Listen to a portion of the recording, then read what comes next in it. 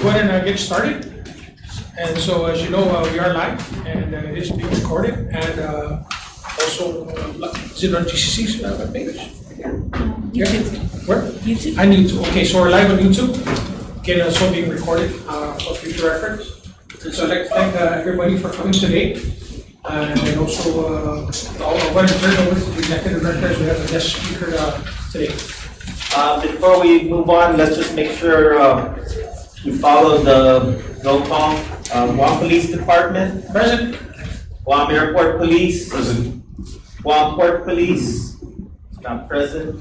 Guam Attorney General's Office. Present. Guam Customs and Quarantine Agency. Here. Guam Department of Corrections. Present. Division of Aquatic and Wildlife Resources. Guam Department of Agriculture. Present. University of Guam non-voting member, not present. Guam Community College non-voting member, not present. Unified Courts of Guam Marshals Division, present. Judiciary. Guam Fire Department, present. Unified Courts of Guam Probation, Present. Guam Department of Administration Personnel Services Division, voting member, present. Department of Youth Affairs, present. Guam International Airport Aircraft Rescue Firefighting, not present. Department of Parks and Recreation, non-voting. Mr. Chair, we have a quorum.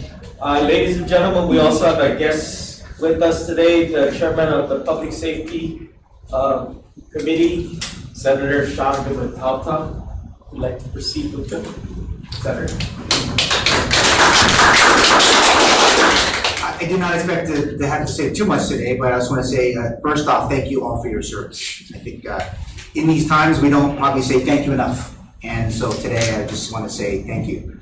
I do have the post under my committee, and so I'm here really in support of the post. And I do have just two things I want to say thank you first for, is first to all of you for your support of the passage of what was Bill 10-38, which is now Public Law 38-2, which provides that line of duty death benefit to all of our law enforcement folks that are out there. And I want to say thank you again for all of your collective testimony to make that possible.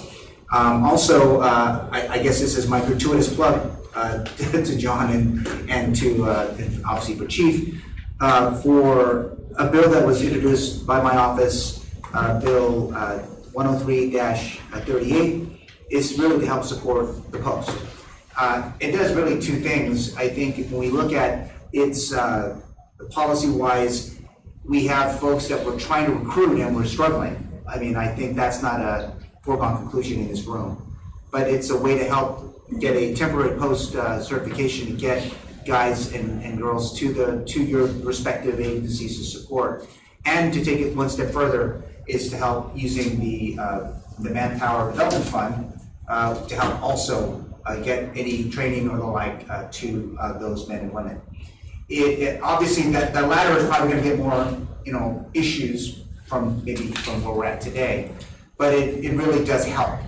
And I think that we have to look at ways, in more creative ways, and it isn't a big amount of money, but it's all about policy to help you guys. And so I'm just here to say, I was just here to kind of just crash the meeting and say hello, but I know it's on the agenda, and I'm hoping that to get all of your collective support when the public hearing for that bill comes up. It hasn't been referred yet that we're aware of, but I'm hoping that when it does, we'll reach out to you, and I'm hoping that you'll all support the measure. Okay, but other than that, John, thanks again for having me, and I hope you don't mind me crashing your meetings. I know it's publicly broadcast, I can watch it in my office, but I'm here to be with you all. Thanks, John, and thanks, Chief. Thank you all.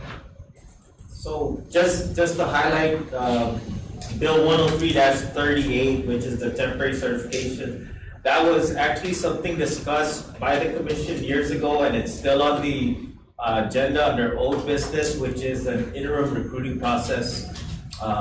That's been on for the last 2 years already. So this is one way in which we can increase our recruitment process. It certainly is going to help everybody as far as that's concerned.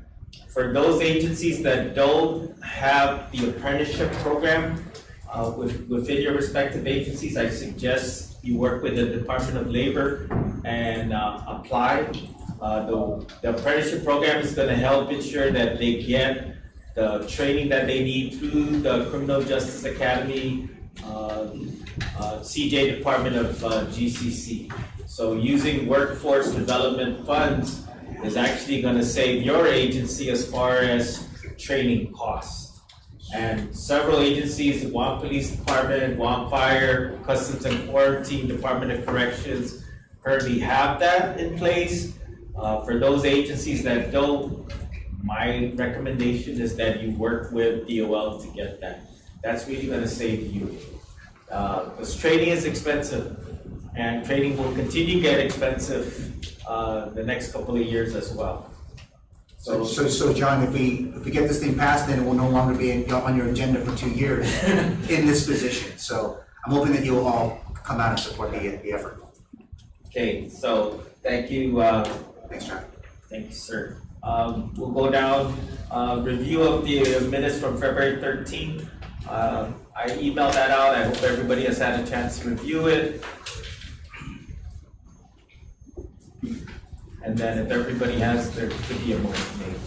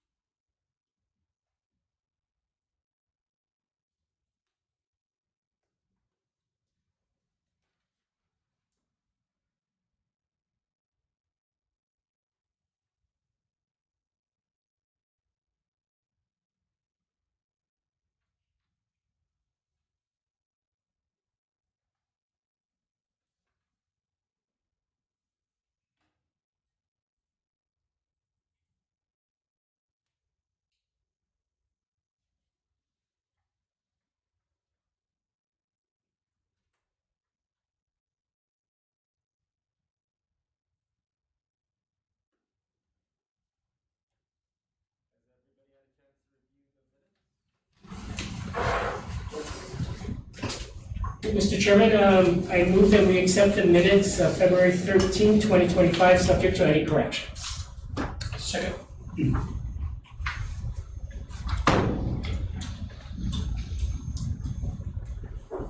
Okay. Item number 3, Mr. Chair, do you have any remarks for the commission? No. Item number 4, under old business, item under old business number 1, physical fitness, we're gonna table that. We've already discussed the interim review process, and that's with Senator those remarks. Under medical program, medical profiles and post decertification, our fire chief Matanonia, sent me an email earlier this week requesting that we schedule a meeting to discuss this in detail for all voting members of the commission. My recommendation, Mr. Chair, is we, as the previous decisions, we do it as a subcommittee. We can make sure that we bring it before the subcommittee. The findings of the subcommittee can be presented to the post commission for adoption. So that's my recommendation to the commission. If anybody wishes to discuss further or make a motion. Can we break this down to dealing with the medical and the medical profiles? Carve that out and then deal with post decertification. Because they're trying to say that the only way to get post decertification is through medical profiling, failing OPAD, whatever your PFUT is. But never in this room that I've been a member of for the past 6 years have we discussed the other ways or issues that somebody needs to be decertified. For example, I terminated a police officer, right? He's still post-certified. So you can go and apply customs anywhere else because he's still got a post certificate. Now, is he post decertified or should we decertify him? I've got 2 guys convicted sexual assault offenders serving, I think, a life sentence at DOC. They're post certified. I've got a police officer who committed a theft, pled guilty. We've never decertified him. So I think we kind of take the post certification and lead ourselves to believe, because the only thing we discuss in relation to post certification is the medical profiles and those who can't pass a physical fitness test. But there are other ways where post decertification can and should occur. So I think I would like to offer that we carve out post decertification, because it's not only one way that you lose your post decertification or certification. Yeah, because I'm dealing with that right now. I've got a guy that I've terminated 1, 2, 3 guys. They all walking around carrying a post certificate. Right? Terminated for cause. Right? Arrested, convicted. Chief Witness. So wouldn't it more or less be a request from the agency to the post commission to discuss these situations and vote on whether or not in the interim, before we develop the full rules governing it, based off of the case by case, whether or not the officer in question should be decertified while we're awaiting to build a formal process? Because what you're stating is something that any rational individual that reviews the case would say, you know, I'm going to remove your certification. Are we able to do that as a commission?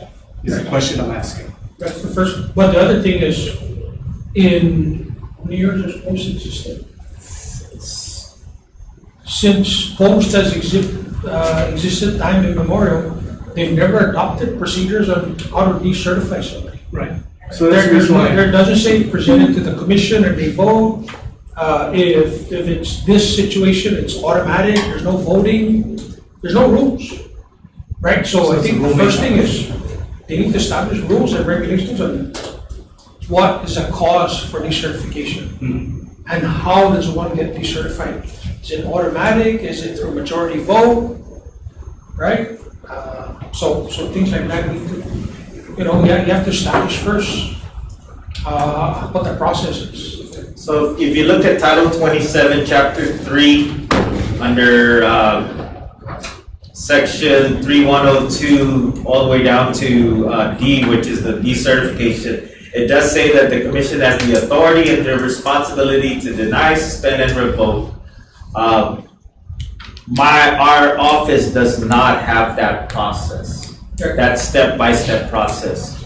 And my recommendation is that I work the Post Commission as the executive director. I can work with the Department of Administration on that process, a step-by-step process, to be presented to the commission for review and adoption or approval.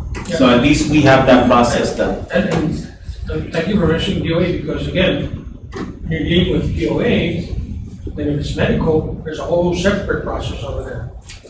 Right? And I'm telling you right now, I've asked for medical for years. So are you asking to create a subcommittee just on the, No, I mean, I'm so they can saying, be the one to? I'm saying that we put medical profile, right, together with decertification.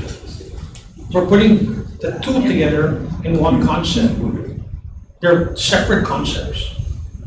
Medical profiles No, I and medical understand that. What I'm certification. asking clarification is, is it your intent to separate them and create a subcommittee on decertification? So we're talking about Yeah. decertification, right? Yeah. But the problem is, there's no process for Well, that's what I'm decertification. saying. Are you requesting a subcommittee, let them be the working body? I don't care whether we subcommittee it, whether we just open discussion it. Someone has to. It's kind of like almost creating personal rules and regulation. Here are the rules and regulations on how to decertify. So if I can clarify, it would be to establish a subcommittee strictly for post decertification, and that the executive director will work with the Department of Administration on a step-by-step process. That's what I would recommend to the commission. Strictly for decertification. We have a process for certification, we need a process for decertification.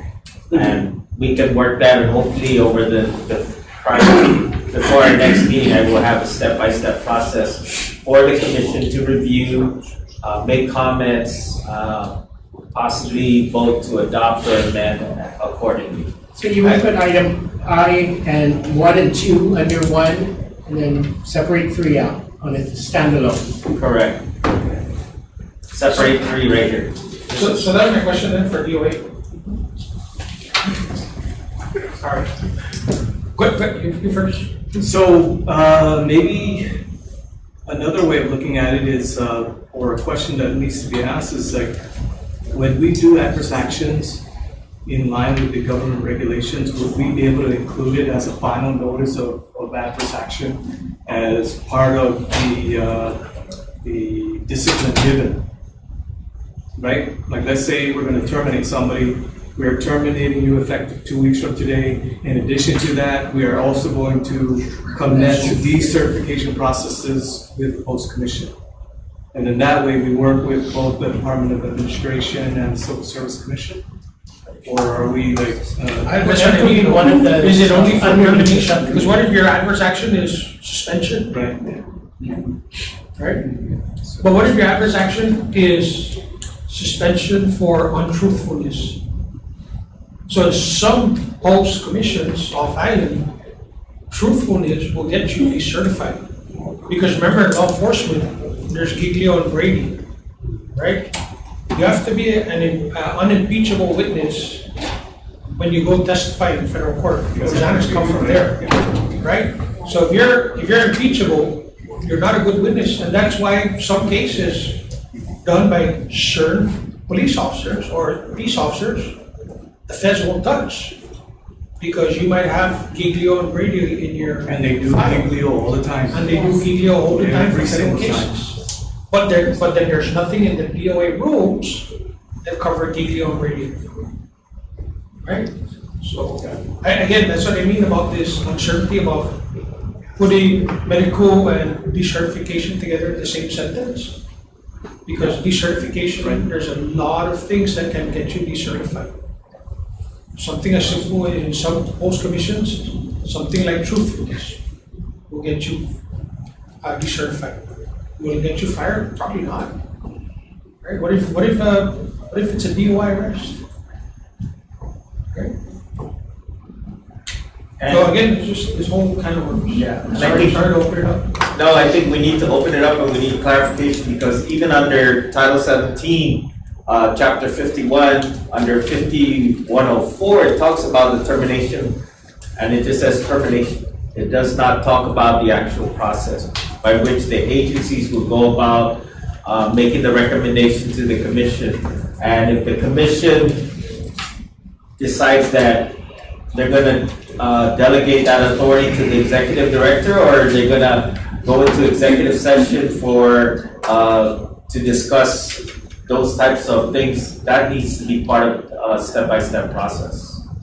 And we need to establish it, given the discussion that we're having here right now, on how do we go about doing it correctly, ensuring that we comply with the statute, we comply with the laws, we comply with the personnel rules and regs, so it's not something that can be brought up to the Civil Service Commission as well. So let's do it that way. Yes, we separate the medical profiles, and then we'll take care of having a separate subcommittee just for the decertification. I agree. So that's my recommendation. If there's somebody wants to make a motion.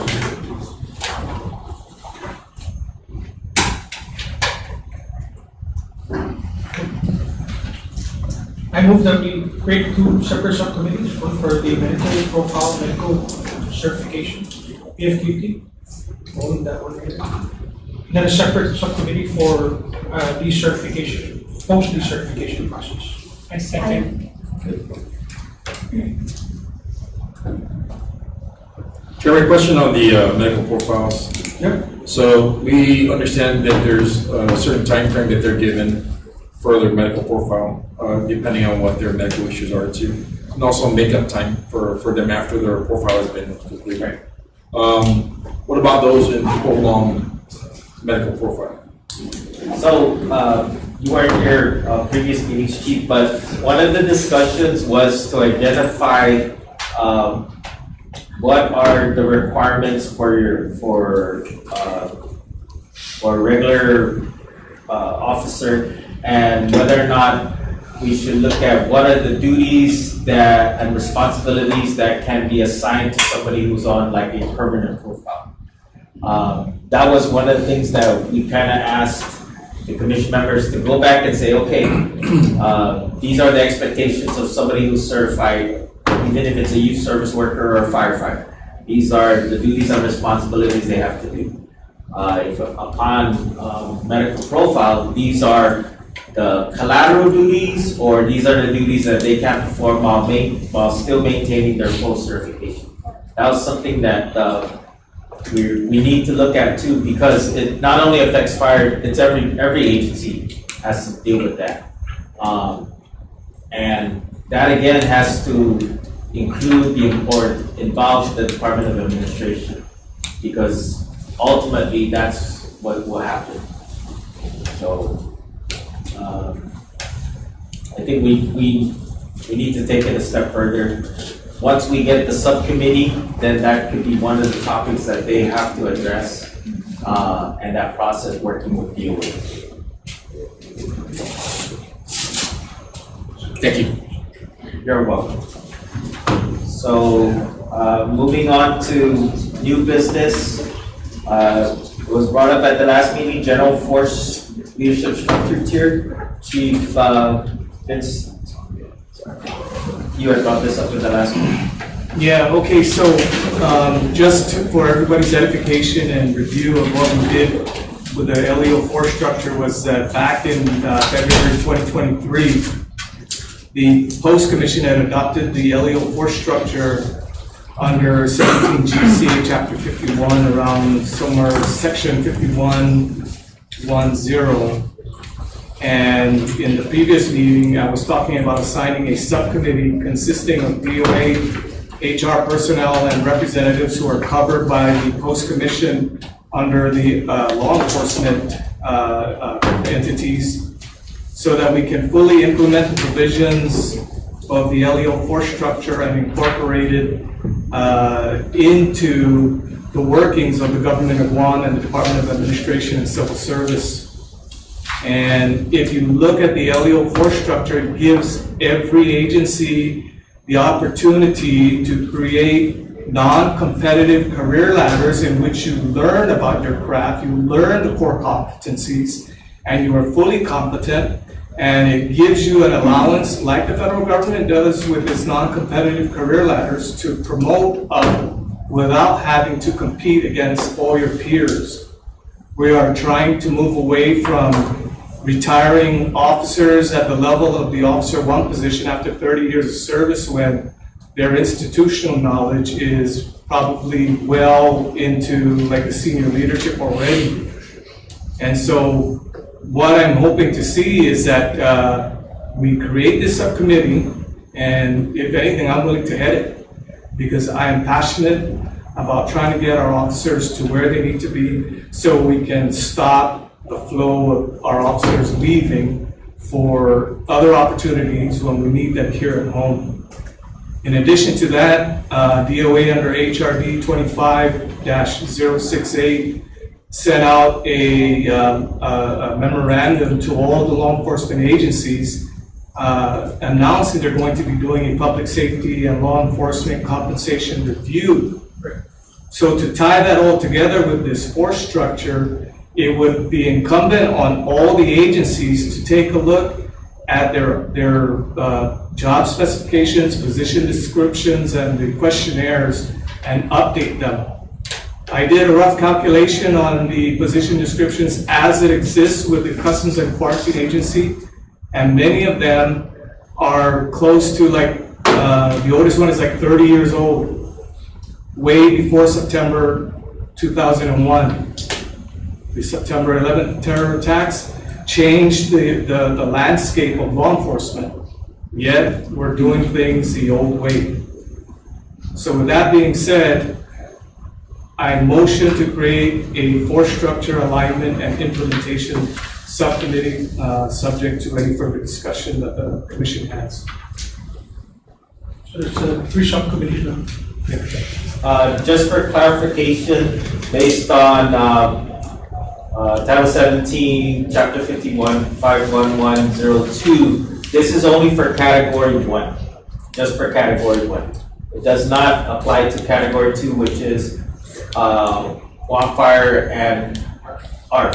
But for those Guam Fire personnel who are designated as fire prevention Category 1s, then that's the only thing that you would have to do is for those folks. So it's just for Category 1.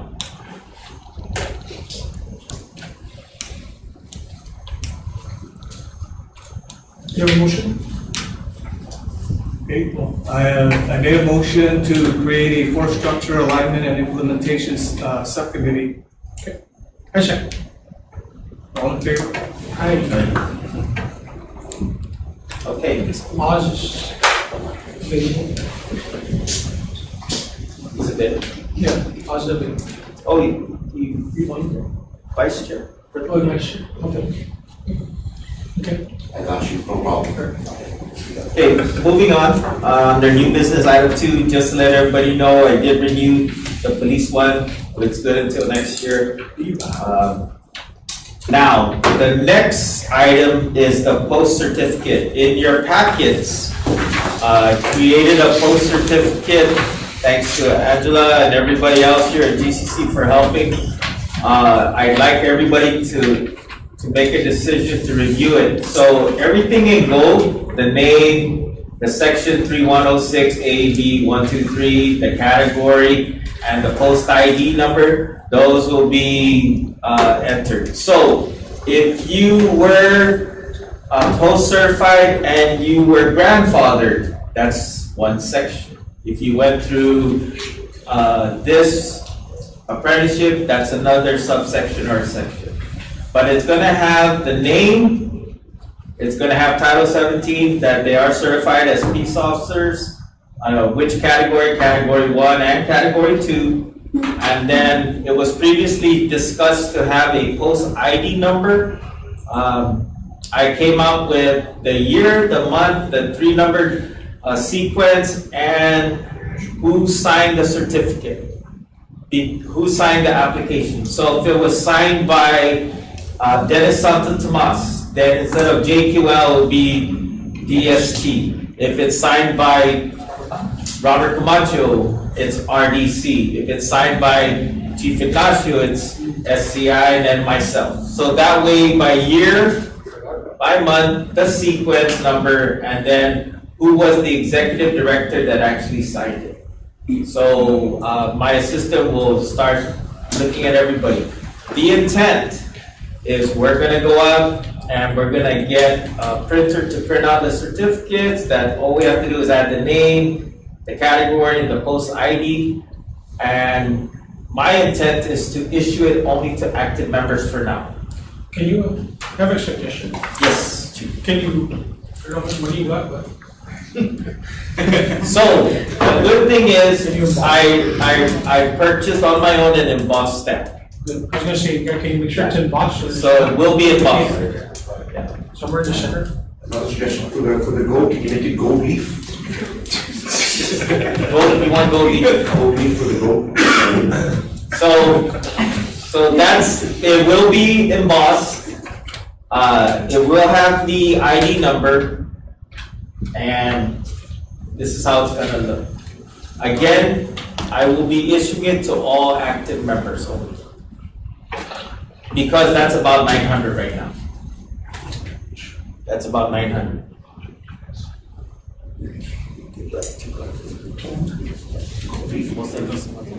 When you say boss with the Guam seal, boss with the post seal? With a post seal, yeah, the post seal. I forgot to bring you the seal to show. I apologize to everybody. But it does say Guam Peace Officer Standards and Training Commission on it. That's the embossed stamp.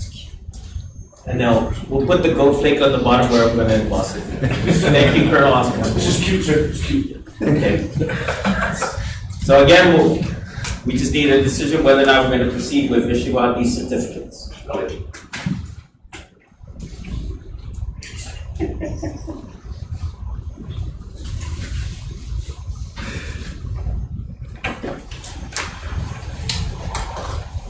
Motion to approve? I approve.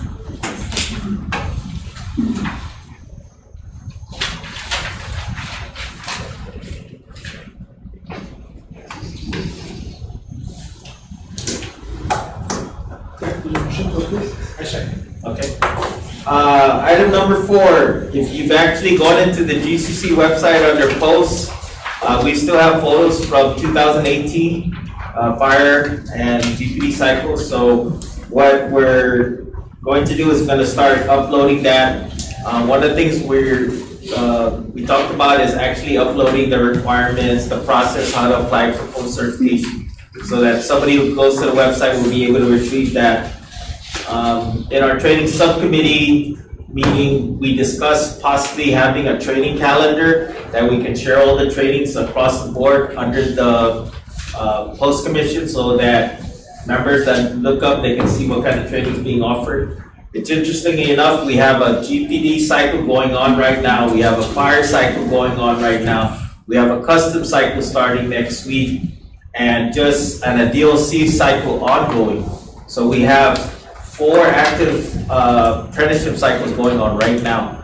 I've already been approached for conservation to start in June, and for possibly the other law enforcement agencies to jump in on current or upcoming cycles. The minimum requirement for apprenticeship is 13. So if you don't have the numbers, don't worry, because there are other agencies that have small numbers as well. So we can take advantage of the training, collaborate, and ensure that all of our newly hired folks are certified. So that's why we wanted to use the training calendar to put it up and send a notice out, hey, we have conservation starting on this day. If you guys are interested, work it together. So the other thing we want to do too is, and I have to discuss this with DOA, is like job announcements for any of the positions, being able to put that on our post-commission website so that people aren't confused, because DOA is not the only place to look for employment opportunities under posts. You have the Judiciary of Guam, you have the Guam Airport Authority, the Port Authority of Guam, the Attorney General's Office, and DOA. So if you're looking for a position, especially considering all of our positions, that they need to know it's not just Department of Administration. It's primarily DOA, but there are others if you want it. Because people have asked, where do I look for a marshal application? Oh, you gotta go to the judiciary and check them. And if you want to apply for airport police, then you have to go to the airport website. So we're trying, I'll talk to the other HRs and see if possibly they can do that, or whether or not they can at least send me the job announcements and we can post it on our post website to make it more interactive and more informative for everybody that's interested. So that's what we're working on right now. So with all the cycles, I'm going down to item number 5. With all the cycles that are going on, primary instructors are coming out at GPD. But I'd like to thank Customs and all the other agencies for stepping forward and having your own personnel or additional personnel from your agencies apply as adjuncts with GCC. That's going to help everything. It's really going to help GPD, because we can't have Captain Sayama teaching firearms and officer survival for 6 straight cycles. He can do it. Including the Criminal Justice Academy cycle, because they still do that. So, thank you. And if you have more, please have them apply with GCC's HR office. Today, Sergeant Carl Cruz was here applying. He's going to be the second EVOC instructor. I know that DOC, Sarah Thomas Leonard, was approved to teach 3 of the classes. Interpersonal relations, juvenile justice, and dynamics of substance abuse. So, Okay. we can get Comment on more. that too? Sure. Even if you're not gonna teach a class, but if you wanna teach though, period, it's always good to go up and apply. That way they can profile you, so that they can tell you what classes you can be, you are certified to teach. Right? So it's important to put everything there. All of your, especially like you did a lot of the, the Homeland Security classes, right? Your ICS classes, attach all of your certificates. Just make sure you have a good packet submitted. Yeah, that way they can profile you for whatever classes are available that you can teach. Okay. So moving on to item number 6, we have our training subcommittee. We're still looking at the requirements for category 2. We had a meeting with the Marshals Division. We talked about instructor qualifications. Our next meeting is going to be on May 22nd. We hope to have a decision on the instructor qualifications and some of the courses that we're looking at upgrading. There are courses within our curriculum that are over 5 years old. And so we need to upgrade that. We need to follow the industry standards. Perfect example is EVOC. EVOC just says that you need a police package vehicle. But if you're running an EVOC course, and you don't have a police package, it says your agency has to get the police package vehicle. GPD has been very generous over the years to authorize everybody to use their vehicles for those classes. Which one? The EVA, the police package vehicles. Sorry. Over the years, over the years. Over the years. Yeah. Thank you again. Over the years.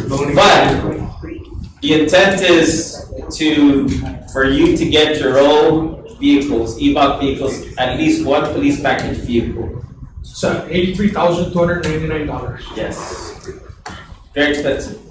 But it'll be easier for you to run it. And I'll tell you why.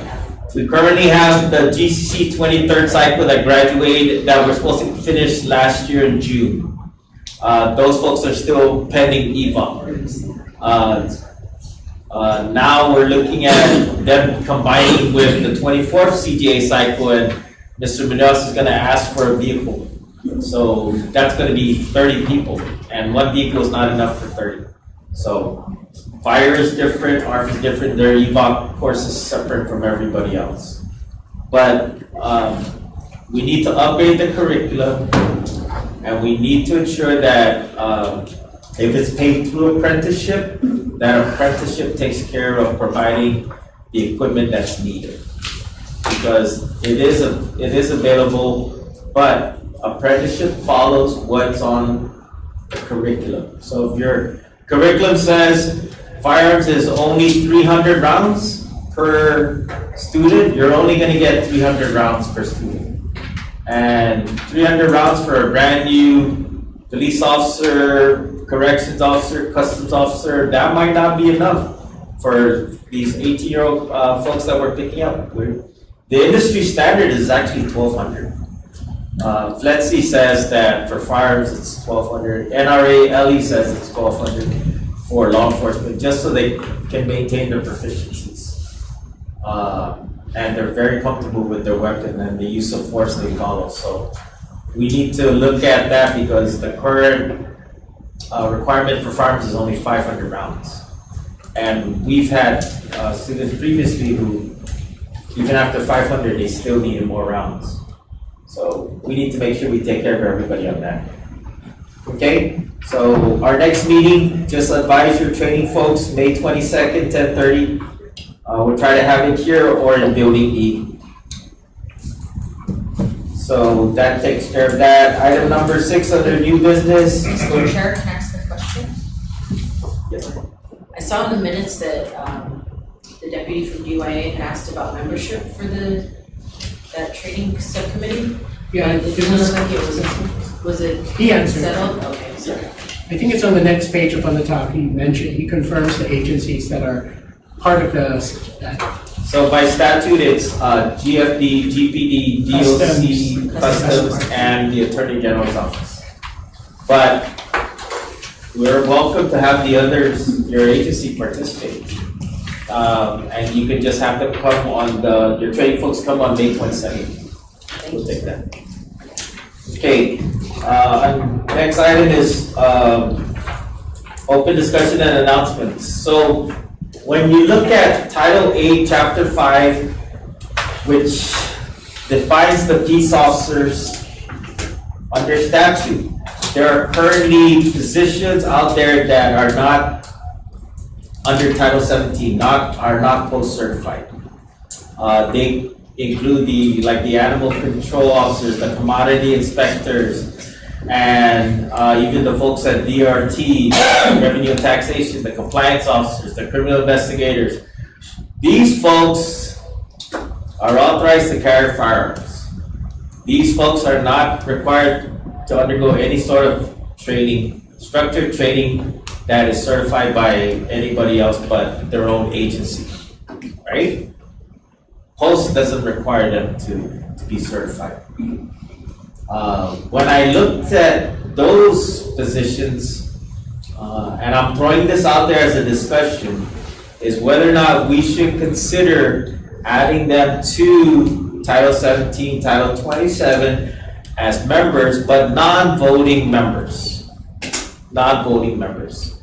Let's ensure that because they're carrying firearms, that they go through a a curriculum, a standard, a base standard of training before they do their job. Now, obviously, some of them have been in these positions for years. And when we first did the posts, they could be grandfathered, which as long as they show proof, I mean, that's what happened with everybody else. There were those that worked over 10 years and they were grandfathered, right? So it's just a discussion point. I think, I feel that as the executive director, we need to look at those positions and include them under posts to ensure that they undergo a standard of training. We set the standards. Can we ask DOA? Sorry. I passed DOA. No, but really, you guys have that list, right, of the law enforcement pay plan, who's affected by it? Yes. Right, when you implemented the law enforcement pay plan in 2 years ago, 3 years ago? Yes. Right, we were kind of surprised because the guards from GMH and the guards from Guam Behavioral Health were all included in that law enforcement pay plan. Yes. So if you can give us a list of comprehensive lists of all those people that are actually covered by the law enforcement pay plan, that are probably help Director Oivan. So I actually did research on those that are covered under the law enforcement pay plan and those that are not posts. Right. In total, there are, Then demolishes. there's a lot.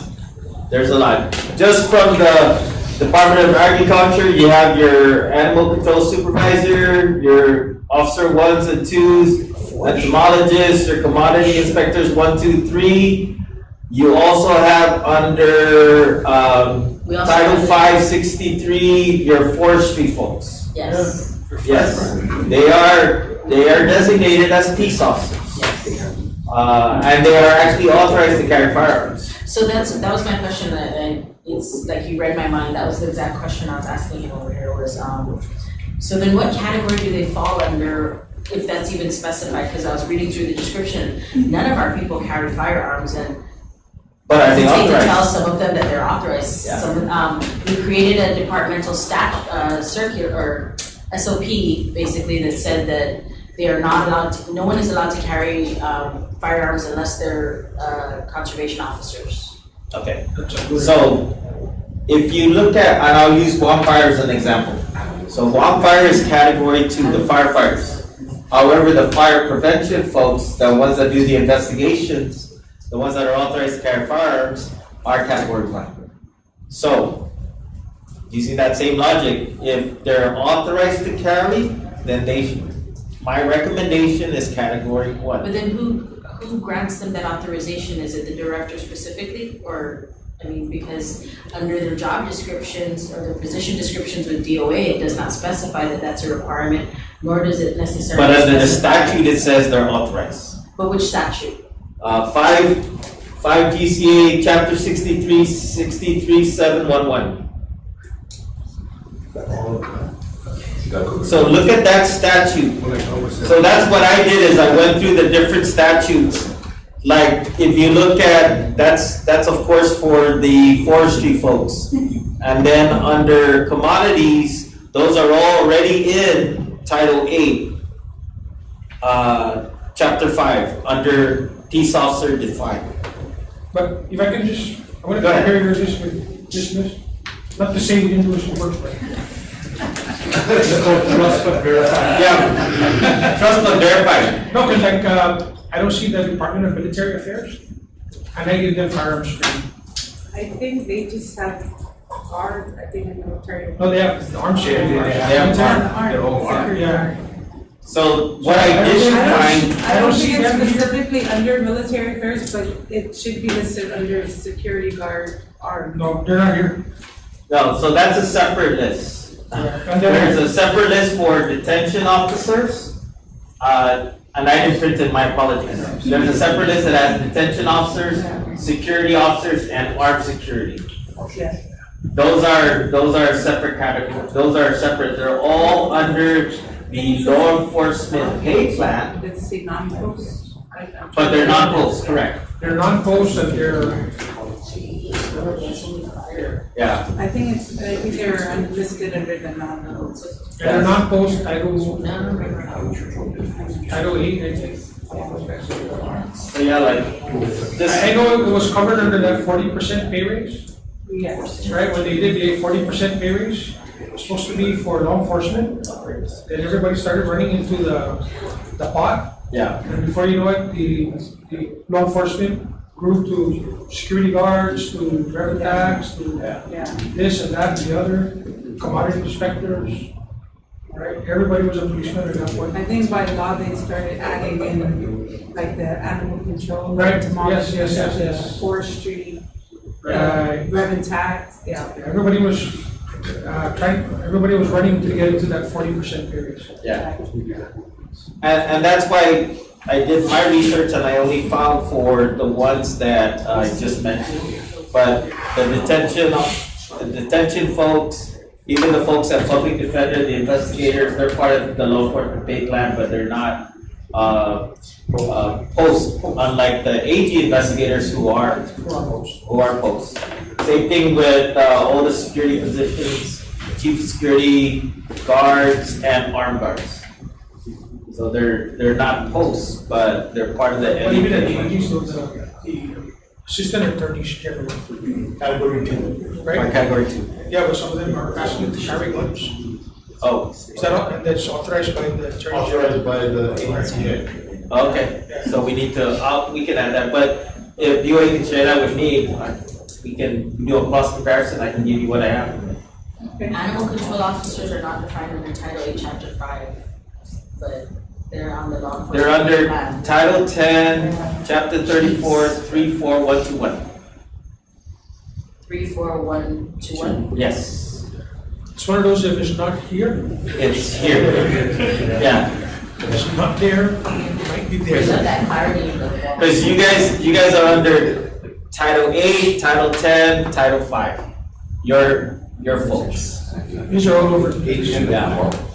Yes, sir. Okay, so again, it's a discussion point, what work on, I can work with DOA on identifying the rest of the positions. And then I can bring it to the commission for review and a decision whether or not, we should consider including them as, post members, as non-voting members. But I can provide more research on it if you'd like.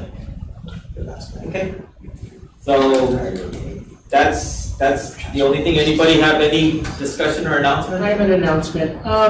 For most of you guys are aware, tomorrow is Island Leadership Day.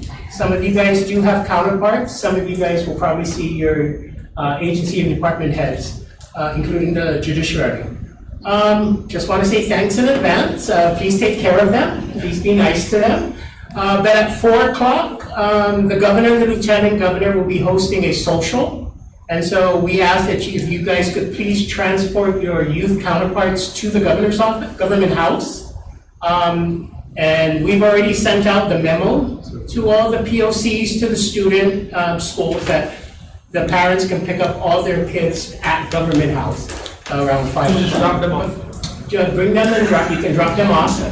The governor will be meeting with them. Some of their parents might be there as well. So it'll be a social beginning at 4 p.m. Wait, I'm sorry, did you say the parents were already notified to? No, the schools saying that that's where the students, and I believe the parents will be notified in the email that we're going to be sending out. It's the parents, the POCs, and the schools that are being notified. Okay? Anybody else have an announcement? I have some. No? Okay, Sorry, Chief. come on. I have a police cycle going on, and I'm kind of getting down to the minimum threshold. So then if you have any recruits you want to send, let me know and just coordinate with Sergeant Jerry Santos. If you want to send your guys to training, I'm down to like 16. So I'm 3 away from Not being able to run an academy. So if you can send your recruits, if you have any now, How long is the, training? 6 months. Yeah. So it means post 1 category. training. Okay? Does that fall under the same thing discussion we had earlier? You started at 20, and you're down to 10. So, Can we still, so the instructors, the way, Yeah, the way it works. my understanding is if it goes below 13, then the instructors will get partial. However, the criminal justice department head can and has done it in the past where he's requested for the instructors to get full payment, compensation? full compensation.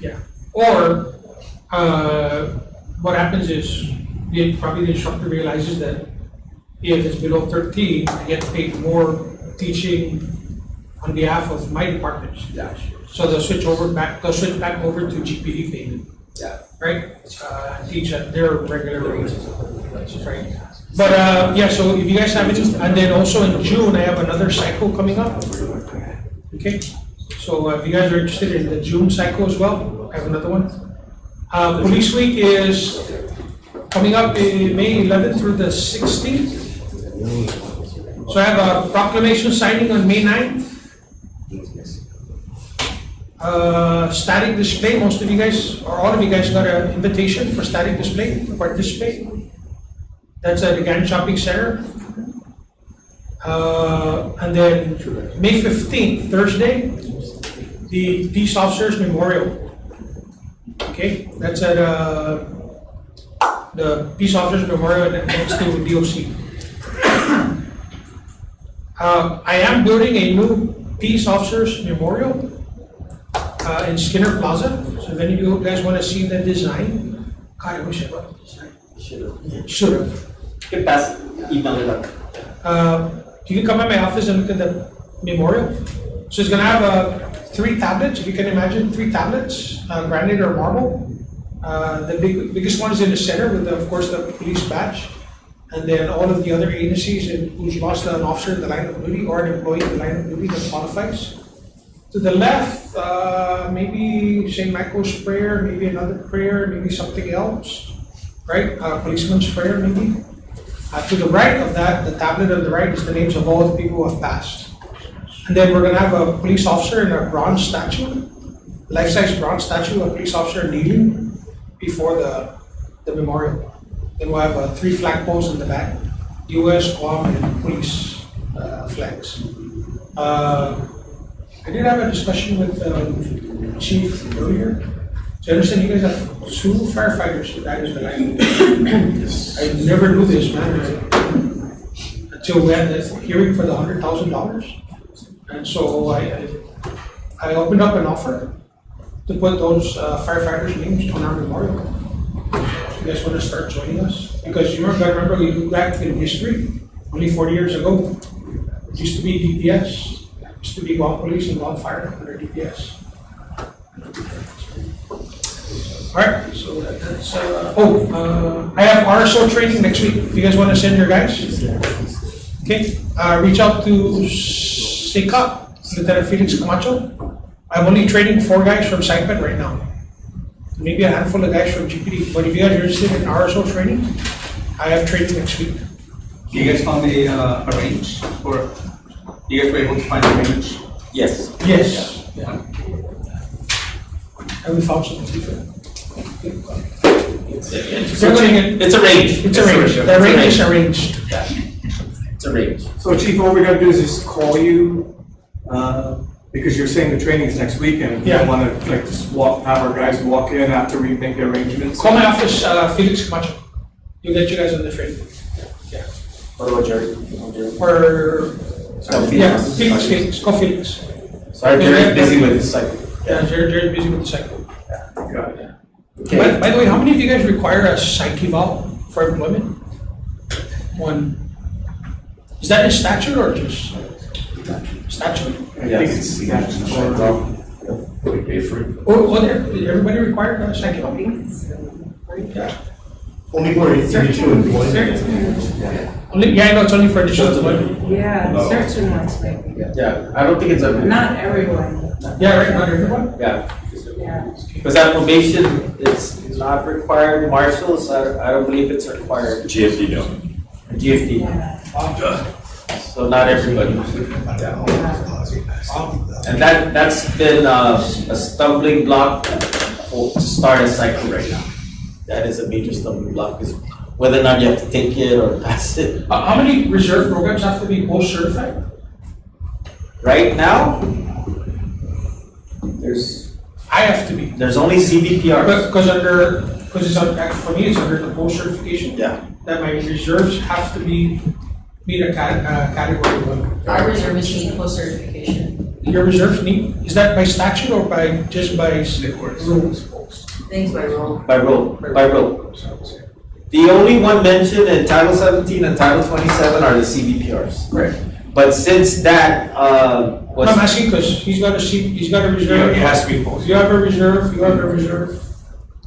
You have a reserve. you already have one right now, right? Yeah. Yeah. So there are others.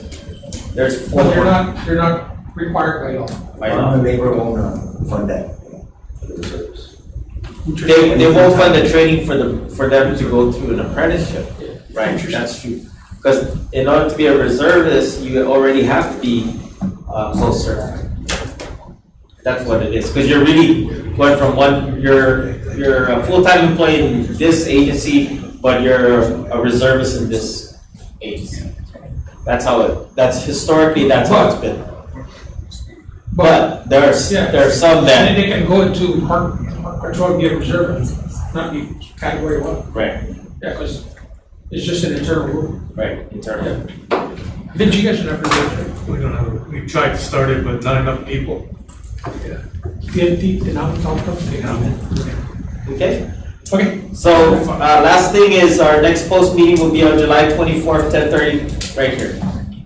Okay, July 24th. Other than that, need a motion to adjourn. Motion to adjourn. Thank you, everyone. Thank you.